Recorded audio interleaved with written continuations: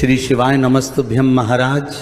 आप सभी लोग जानते हैं कि इस बार साल का सबसे लंबा चंद्र ग्रहण लगने जा रहा है और ये चंद्र ग्रहण होली के दिन ही लग रहा है। इस वजह से होली को लेकर भी लोगों के मन में ये असमंजस की स्थिति है कि होली किस दिन मनाई जाएगी और होली का दहन किस दिन होगा। महाराज, इसी के साथ में साल का पहला चंद्र ग्रहण हमारे भारत में दिखाई देने वाला है। इस वजह से इसको लेकर और बड़ी चिंता लोगों में दिखाई दे रही है। महाराज, इस बार होली के रंगों के साथ आसमान में एक अलग सी हलचल भी देखने को मिलेगी और इस बार लोगों को होली खेलते समय एक डर जरूर रहेगा कि कहीं इस चंद्र ग्रहण का असर हमारे ऊपर ना हो जाए। महाराज, होली और चंद्र ग्रहण का एक ही दिन होना हमारे लिए एक बहुत ही बड़ा संजोग है, क्योंकि आप सभी लोगों ने देखा होगा 17 फरवरी के दिन ही साल का पहला सूर्य ग्रहण लगा था, पर वह हमारे भारत में नहीं दिखाई दिया था और इस सूर्य ग्रहण के 15 दिन के बाद ही साल का पहला चंद्र ग्रहण लग रहा है। पर ये चंद्र ग्रहण हमारे भारत में दिखाई देगा और इस चंद्र ग्रहण का असर भारत में रहने वाले सभी लोगों पर पड़ने वाला है। महाराज, अब हम सीधा मुद्दे की बात करते हैं कि इस बार आपको होली कब मानना है और होली का दहन कब है। होली का दहन 2 या 3 मार्च कब होगा और रंगों वाली होली 3 या 4 मार्च कब खेली जाएगी। इसी के साथ में होली के दिन चंद्र ग्रहण किस समय दिखाई देगा और इसका सूतक काल कब से शुरू होगा और इस दौरान आपको क्या सावधानियां रखनी है। वीडियो शुरू करने से पहले आपसे एक निवेदन करेंगे कि अपने सारे काम को छोड़कर सिर्फ 5 मिनट इस पूरी जानकारी को सुन ले, ताकि आप इस बार होली अच्छे से बना पाए और चंद्र ग्रहण का आपके ऊपर कोई असर भी ना हो। महाराज, सबसे पहले होली का पर्व फाल्गुन मास की पूर्णिमा तिथि के दिन मनाया जाता है और इस बार ये पूर्णिमा तिथि 2 मार्च की शाम से शुरू होकर 3 मार्च की शाम तक रहेगी। और यहीं पर सबसे बड़ा कन्फ्यूजन होता है।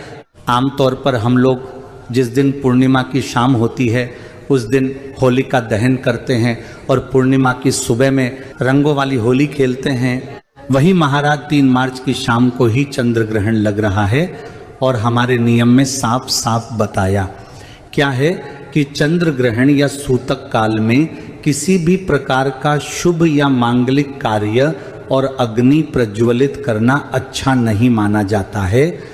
महाराज, ग्रहण के समय किया गया होलिका दहन शुभ फल नहीं देता है बल्कि अशुभ फल देता है। महाराज, अब प्रश्न यही आता है कि होलिका दहन कब किया जाए, तो हमारे शास्त्रों के अनुसार 3 मार्च को चंद्र ग्रहण है। इस वजह से आपको इस बार होलिका दहन 2 मार्च 2026 के दिन रात्रि में करना है। पर 2 मार्च को भी होलिका दहन में एक बहुत बड़ी बाधा है और वह बाधा है भद्रा काल, क्योंकि 2 मार्च को शाम होते ही भद्रा लग जाएगी और भद्रा काल वही समय होता है जो समय किसी भी शुभ या मांगलिक कार्य के लिए अच्छा नहीं माना जाता है।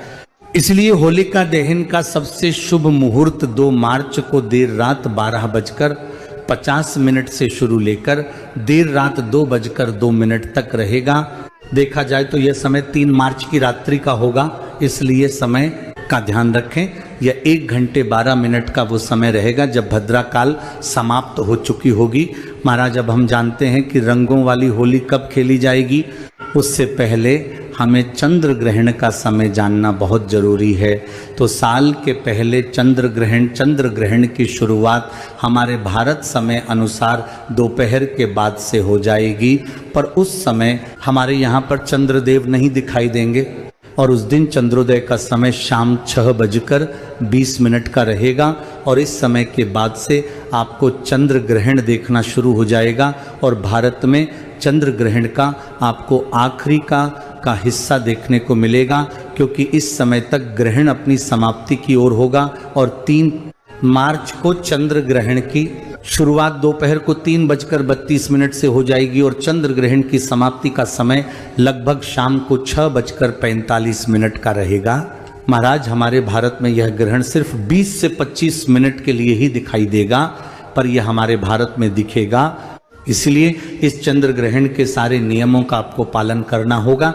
महाराज, चंद्र ग्रहण का सूतक काल हमेशा 9 घंटे पहले से शुरू हो जाता है और इस हिसाब से साल के पहले चंद्र ग्रहण का सूतक 3 मार्च 2026 को सुबह 9:39 पर ही शुरू हो जाएगा और सूतक काल की समाप्ति ग्रहण की समाप्ति के साथ ही में होगी, यानी कि शाम 6:45 पर ग्रहण भी समाप्त होगा और सूतक भी समाप्त होगा। महाराज सूतक काल में भी सारे शुभ और मांगलिक कार्य करना वर्जित होते हैं, इसमें पूजा पाठ नहीं करना है और भोजन न बनना है और न खाना है। ये सारे कार्य ग्रहण के सूतक काल से पहले ही आपको करने होंगे। इसके अलावा सूतक काल से पहले आपको तुलसी पत्र भी तोड़कर खाने पीने की चीजों में भगवानों वाले स्थान पर जरूर रख देना है। इसके अलावा सूतक काल में और ग्रहण काल में कैंची, छुरी, सुई आदि का प्रयोग करना वर्जित माना जाता है। सिलाई कढ़ाई भी ना करें। सूतक काल और ग्रहण के समय सिर्फ भगवान के नाम का ध्यान करना है और घर के बाहर नहीं निकलना है। इन सारे नियमों को गर्भवती माता बहनों को विशेष रूप से ध्यान रखना है और इस समय आपको एकांत में बैठकर भगवान को याद करना है। और सूतक से पहले ही गर्भवती माता बहनें अपने पेट पर गेरू का लेप लगा ले या गाय के गोबर का लेप भी आप लगा सकती हैं और चंदन के 3 लाइन भी खींच सकती है। इससे ग्रहण का कोई प्रभाव आपके बच्चे पर नहीं होता है। महाराज, अब हम आपको बताते हैं कि इस बार रंगों वाली होली कब खेली जाएगी। वैसे होलिका दहन की अगली सुबह हम हर साल रंगों वाली होली खेलते हैं।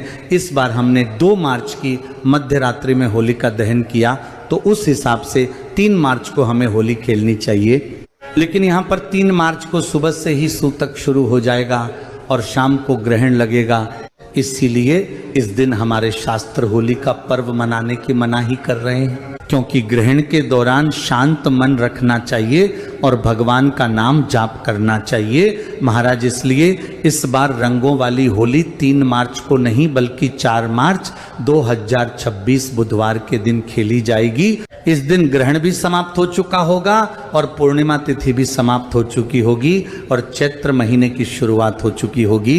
इसलिए इस बार पूरे भारत में 4 मार्च को ही रंगों वाली होली खेली जाएगी। महाराज, अब हम जानते हैं कि ये चंद्र ग्रहण कहाँ कहाँ दिखाई देगा।